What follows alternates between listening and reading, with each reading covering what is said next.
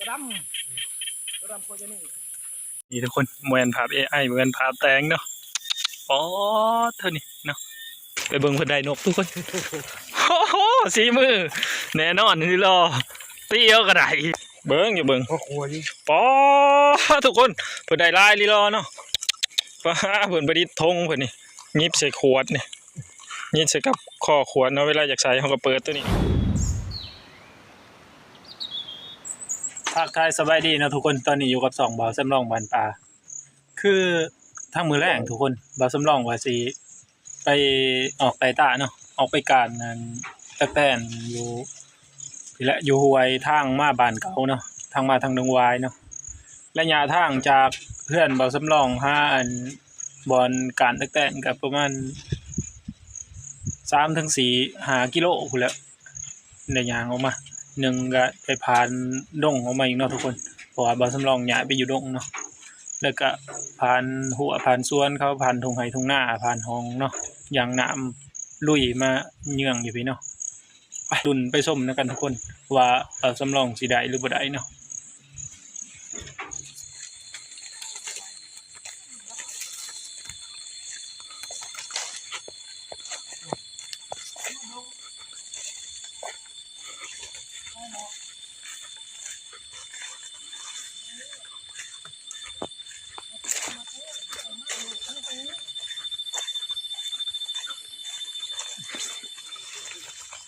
แม่งเงี้ยนะจิรอใบใหม่ครับบ่คักได้เด้อว้าเสียงเขียดหน่อยห้องละงองละแงงบรรยากาศดีขนาดด้วยกระดำโคจะนี่พอข้างหน้านี่แท่งขึ้นว้าผ่านทุ่งนามา3 ทุ่งเลยทุกคนยังอีกใกล้เติมเนาะพูนพุ่นแล้วเนาะโอ้ทางแสงไฟเขาเห็นพอริบหลีอยู่ทางนั้นพุ่นแล้วเนาะสิพากันไปเยืองเนาะเยืองตามทรายหวยเห็นแต่เดือนกับดาวบรรยากาศดีทุกคนเลยลมเย็นสวยอยู่เนาะเสียงเขียนห้องโหอยู่ว้าวหอดแล้วทุกคนเลยนี่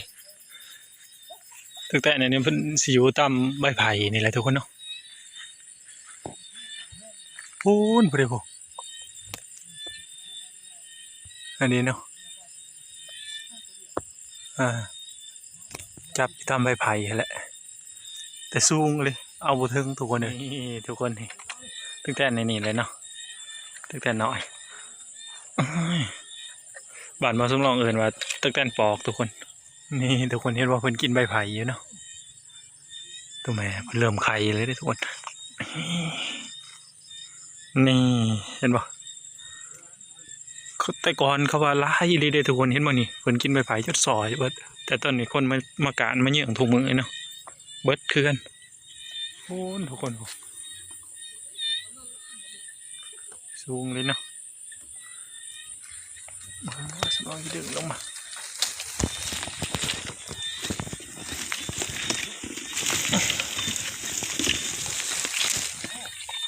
เพิ่นเริ่มถือคู่กันแล้วเนาะไปใช่ก็พอบอลมีกับพวกมีอยู่ทุกคนตัวใดที่เขาบ่ทันได้จับเนาะนี่แบบนี้นี่แต่ก่อนนะเขาว่าไล่ได้แต่ตอนนี้มันก็เริ่มอยากเบิดแล้วเนาะคนอากาศได้รอเนาะทุกคน2 ตัวเนาะตัวผู้ไปซ้ำตัวหนึ่งในตัวเดียวบ้านตัวแม่เนาะตัวแม่เป็นสีใหญ่กว่าส่วนตัวผู้ชิ้นน้อยเนาะเดี๋ยวนี่ทุกคนนี่ทุกคนนี่เนาะเพิ่นมาได้จับคู่กันตัวนี้จับบ่ทันเพิ่นบินไปเนาะพี่3 โตทุกคน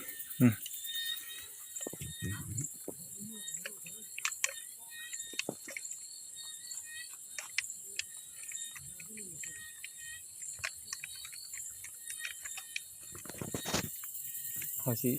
คอยเก็บไปที่ละเล็กที่ละน้อยนะทุกคน ทีมงานเพิ่นอยู่ภาคหัวอีกเบื้องหนึงเนาะทางบ่าวสำรองนี่เลาะอีกภาคหนึงเนาะทางนั้นเพิ่นอยู่ภาคหนึงอะ2คนเนาะบ่าวสำรองเลาะอยู่ผู้เดียวเนาะนี่ทุกคน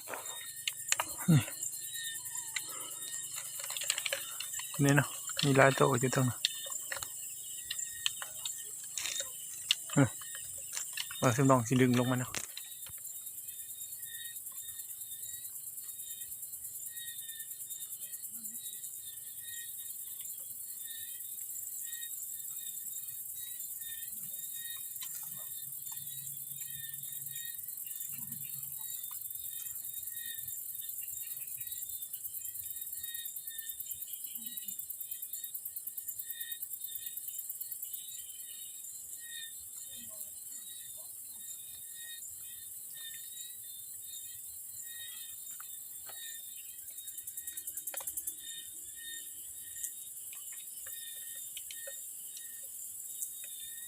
ในการจับนี่เฮา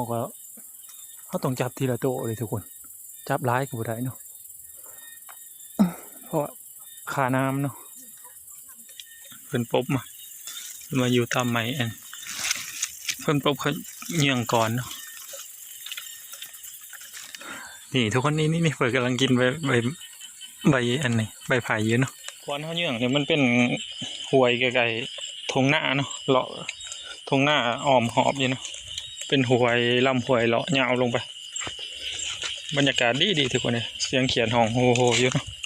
นี่ทุกคนเหมือนภาพ AI เหมือนภาพแตงเนาะป๊อดเท่านี้เนาะอ๋อคาแมนแต่ก่อนเขาบ่ทันได้เยื่องสิแบบนี้เลยทุกคนบ่ทันได้เยื่องลายเนาะเอาสำรองเก็บก่อนเนาะ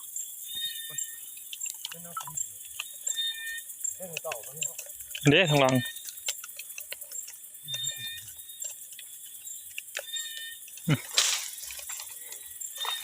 โอ้ทางนั้นเป็นตีนหกกันจ้ะยินนกนอน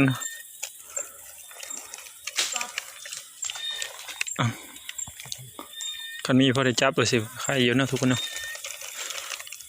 ถ้าแต่ก่อนนี่เพิ่นว่าร้ายขนาดทุกคนเลยตั้งอ้ายเพิ่นมาเยืองน้อยเปล่าเพิ่นมาเยืองเนาะร้ายเพิ่นว่า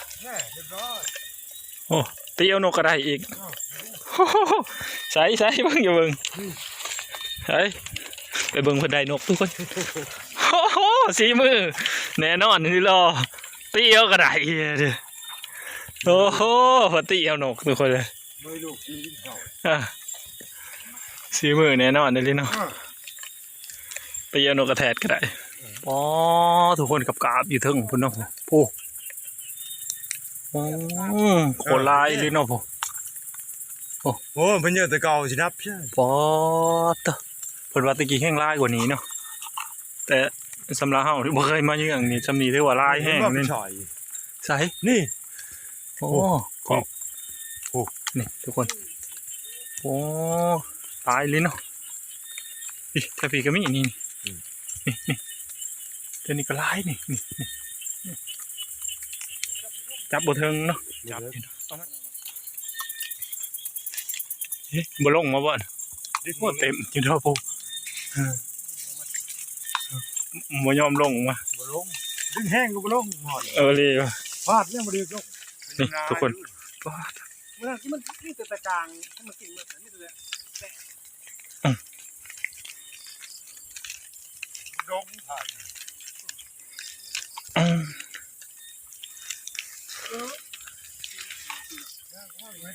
ไก่เขียวทางแดงเลยนะใส่ได้ลายป่ะเบิ้งอยู่เบิ้งก็ครัวดิป๊อทุกคนเพิ่นได้ลายลีรอเนาะป้าเพิ่นประดิษฐ์ธงเพิ่นนี่ยิบใส่ขวดนี่ยิบใส่กับข้อขวดเนาะเวลาอยากใส่เขาก็เปิดตัวนี้ออกโอ้เพิ่นได้ลายลีเนาะโอ้ก็ว่าใส่ขวดนี่ก็ห้อยขวดเดียวเต็มขวดเลยนี่ใช่จ้ะโอ้โหแล้วก็ได้ลายเติมคอยเบิ่งบ่ได้ใส่ของเมื่อทุกคนมือเด็กเลยนะแต่ยังถือว่าได้ลายเติบพอกินแล้วเอาเป็นได้ลายเมื่อยทุกคนเลยมาหัวเถื่อนละบาท คือว่าได้หลายเติบทุกคนพอกินพุ่นแล้วเนาะแต่อยู่ประมาณจักถ้วยหนึงเนาะไปดึกแล้วเพิ่นพานอนก่อน